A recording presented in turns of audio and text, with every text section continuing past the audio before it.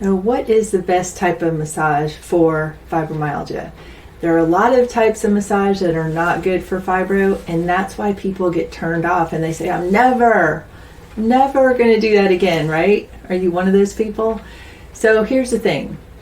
What are the types of massage that are not good for fibro? A lot of times, I've had times where I like deeper massage, but done in a very specific way. So if you're just lying down on a table and if massage therapy is in your budget, let's say, or maybe you can get somebody else who's not a therapist to help you. But let's just say you're at massage therapy, you're lying down and they want to do those long, deep strokes on the back, not good for fibro. You need to be careful around the kidney area. Don't want to go hard there. You want to be careful, the kidney and adrenal area. You want to be careful around the all areas of the trap muscles, trapezius, and going up into the neck. So those long strokes just aren't really good. How I like to start, and you can train your massage therapist, whoever's working with you, start by relaxing the body, because here with fibro, having an adrenaline dominant condition, or it tends to be, you want to bring down that adrenaline, that stress first. So what we do the two thumb technique around the spine, entire spine. You can start at the top. I actually have started to have my therapist start at the bottom. So we need to train them. That's what's so important. Have them start at the bottom of the spine, around the spine, not over here yet. First thing, you want to just have them two thumb technique up the spine. Do that for 2 or 3 minutes. Just go up. You can do slow. You can stop and hold on a point. You might say, oh yeah, that's a point. Hold right there. Again, always let them know if the pressure is too much or if you need a little bit more. A good therapist will say that right up front. Let me know how the pressure is. But around the spine, you can go a little deeper, but you might have a spot that's tender. You say, oh, hold up a little bit. But have them just work up the spine with two thumb technique. The other thing is, we have reflexology points on the bottom of our feet. After I do the spine, do the bottom of your feet, and let's just say this is bottom of the foot. Right in the middle, there we have a lot of the adrenal, heart area, nervous system. So go in just gently around the bottom of the foot, more in the middle of the foot. Don't go up here on the toes or down here. You can do a little down, but mainly just going around here in the middle of the foot. Have a massage in there for a few minutes as well. So now you're spending maybe 7 or 8 minutes doing the spine, doing the bottom of the foot, relaxing the body first. And then what types of massage do we like? Now, I like Bowen therapy. Bowen therapy is a separate therapy by itself, and it's done a little bit differently. The massage therapist will come in, the Bowen trained therapist, and she'll work on a couple different areas, and then she'll walk away, and then she'll come back. With that therapy, they recommend that you only do that type of therapy during the weeks or months that you're doing that. Okay. Now, for some people, they're just like, oh, that's not in the budget, whatever. Lymphatic massage is another good type of massage, and you can do this actually self-directed on yourself, some parts of your body. And also remember that on this channel, just like we have in our Facebook pages, I'm going to be sharing some easy exercises for lymphatic movement and other things that you can do on your own. Okay, but generally lymphatic massage is going to be safe and effective as well. And then it's just knowing, again, training your therapist. If this is something that helps you, if it's in your budget, if it helps your symptoms, right? But deep massage is not always. There's some areas where I will have my therapist go a little deeper, like around the glutes. Okay, believe it or not, we hold a lot of tension in our glute muscles.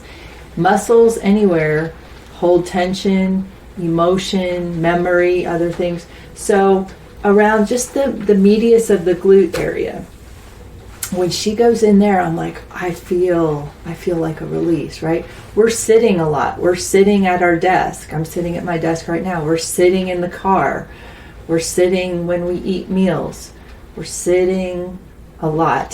So our glute muscles can atrophy, and they can, there can be a lot of stiffness and pain. So that's another area. And when you work in there, that's not an invasive area that's going to cause you more pain afterwards. So that's a great area to work. along the lower back, I like to kind of just, again, two thumb technique, have her, mine actually, my therapist is kind of small, so she gets on the table, and she's on the table, I mean, when she's doing my lower back, and she gets in there. Again, we do a lot of that two thumb technique, and this is what I trained her to do. Been working with her for many years. So she'll get on the table, she'll get on my lower back, and just get out there on that lower back. Careful around the SI joints. If you're like me and you've had SI joint inflammation, just slowly working. So good. Again, another thing, because we're sitting, it affects the glutes, affects the lower back, affects the hip flexors. And just be careful. Again, for me, I'm sensitive around my kidney adrenal area. So sometimes you're going to somebody for the first time. I've even told people, hey, if you have to, get some tape, get some colored tape with a little X or something, and put it on certain body parts, because they work with a lot of different people, and you might talk to them up front, they might forget. I'm serious when I say that. It sounds funny. Another thing is, I bring my own lotion. I even bring my own sheet to lie on, because the place I've gone for many times has changed their laundry products, and I react to the strong perfumes. So especially around the face, I bring something to lie my face on. I bring my own 5-ingredient lotion. Y'all know I use the Miracle 2 lotion. A lot of you have been using it, and I get such good feedback from that. It's amazing. But I bring that. Now, sometimes she does dry massage on me when she's doing my back.